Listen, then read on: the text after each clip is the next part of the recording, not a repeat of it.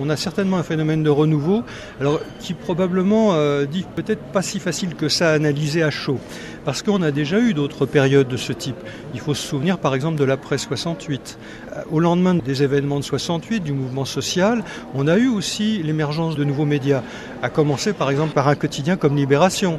Lorsque Libération apparaît sous sa première formule, avec Jean-Paul Sartre en figure, je dirais, de pointe, il fait explicitement référence à la fois aux idées de mai 68 et, je dirais, à une sensibilité plutôt pro-maoïste.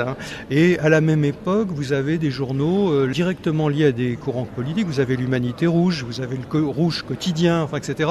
Et là, on va voir que soit ces journaux vont disparaître, l'Humanité Rouge, voire vont prendre une périodicité plus lente, dans le cas de Rouge, ou alors vont changer complètement de formule. C'est le cas de Libération qui, en 81, s'arrête de paraître pendant plusieurs mois et prend ce qu'on va appeler la formule Libé2, qui est en fait une formule de quotidien généraliste, où il y a toujours certaines valeurs plutôt à gauche, mais où il y a une volonté de couvrir la totalité de l'actualité et en se référant beaucoup plus à la manière dont les autres quotidiens la traitent. Alors c'est vrai qu'aujourd'hui, on voit de nouveau apparaître un phénomène comparable.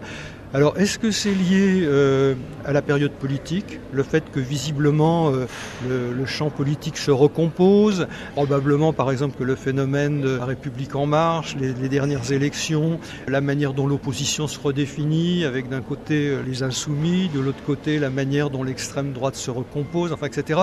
Peut-être que c'est une incitation à ce que chacun de ces courants essaie de développer ou d'animer ou de s'associer à des expressions politiques. Il se peut aussi que ce soit la transformation du paysage des médias eux-mêmes. C'est-à-dire qu'on est dans un paysage qui a été dominé par de très grands, notamment l'Internet, qui a été dominé par de très grands médias généralistes, à commencer par Le Figaro, Le Monde, etc., qui souvent d'ailleurs sur Internet, pour pouvoir créer de très grosses audiences, ont plutôt eu tendance, je dirais, un peu à atténuer leurs références traditionnelles. Je pense au Figaro, lorsque vous demandez aux responsables de la rédaction la différence entre le Figaro.fr et le Figaro papier, ils vous disent tout de suite que c'est beaucoup plus nuancé, qu'on essaye de toucher un public plus large, etc.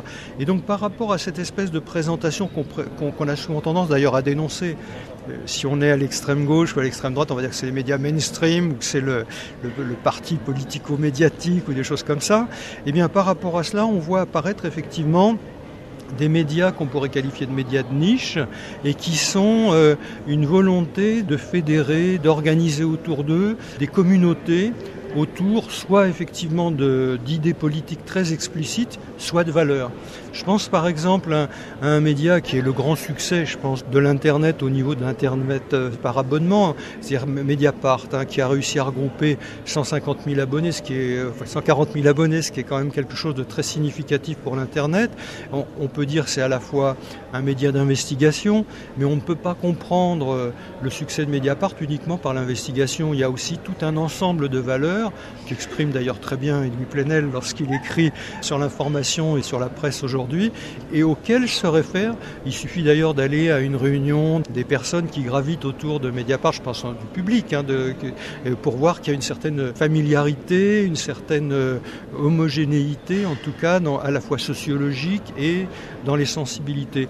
Et on voit que beaucoup d'autres sites qui apparaissent, je pense au Jour, de l'autre bord, des sites comme Atlantico, etc., qui ont aussi cette démarche. Et puis alors il y a effectivement dans la toute dernière période, au lendemain de la présidentielle, l'apparition du média ou de l'incorrect, etc. On avait vu précédemment Causeur, enfin des publications comme ça, qui espèrent créer elles aussi un peu l'équivalent de Mediapart, je pense, ou sur le papier ou sur le numérique. Je ne sais pas si ça va être aussi simple que ça. Dans la mesure où, si vous voulez, bien sûr, il y a des éléments, une fois de plus, liés au climat politique général, liés au paysage des médias. Mais il n'empêche qu'on voit quand même un certain nombre d'expériences qui ont été quand même des très grosses contre-performances dans les décennies précédentes. Je pense par exemple la montée de l'extrême droite en France, avec un parti comme le Front National, qui au moment de sa création pratiquement va créer un quotidien. Eh bien, on va avoir un journal qui va stagner autour de 10 000 exemplaires et qui est toujours à 10 000 exemplaires. Donc on voit qu'un courant d'opinion ne s'accompagne pas forcément d'un succès médiatique.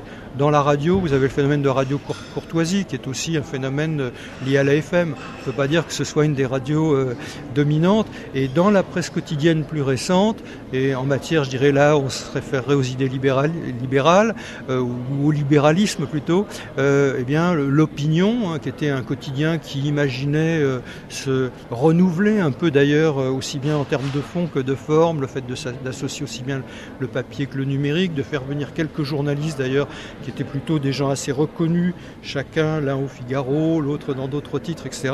Eh bien, c'est quand même un journal qui reste un peu marginalisé par rapport au paysage des quotidiens français et qui est très déficitaire.